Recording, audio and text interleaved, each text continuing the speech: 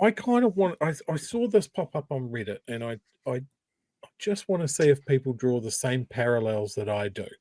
Okay, this is an interview with an Australian, I guess, Liberal MP, a Liberal candidate, and just pay attention to some of the language that's used here, and see if it has any parallels with the language that we've heard over the past couple of months.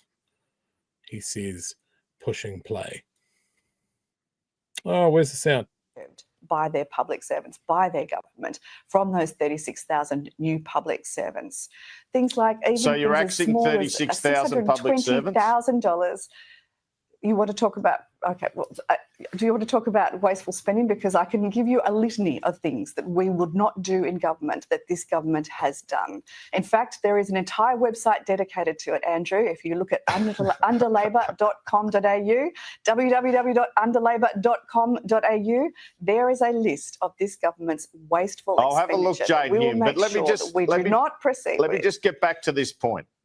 You say we didn't agree with them hiring 36,000 public servants. Does it follow logically then that you will be sacking 36,000 public servants? Because that's been unclear. So we have said from the very beginning that we will make sure that we guarantee essential services, that we guarantee those frontline workers. But let's face it, there has been such an extraordinary growth, an extraordinary bloat in the public service under this government that something has got to give, because it is continually costing more and more. Services Australia has seen a massive number. Hang on. Services Australia has seen a massive increase, and yet we've seen a blowout in the time it takes to get an age pension, 5 times as long to get a low income card. If you ring the parenting and families helpline, Jane Hume, I understand all that. I'm sorry. This isn't good enough. I'm just trying to get an answer to the question. I just want an answer to the question. How many public servants do you think you will be cutting? Will you be cutting 36,000? Will you be cutting 18,000? Will you be cutting 10,000? We think we can bring down the number of public servants to where it was at the end of COVID. That was at the beginning of this Labor government, when the public sector started expanding exponentially. So, a few really clear parallels that we've seen both here and overseas, right? Wasteful government spending, too many public servants. We're not going to outright say that we're just going to cut all of these people. We're definitely not touching frontline services. Don't you worry about that.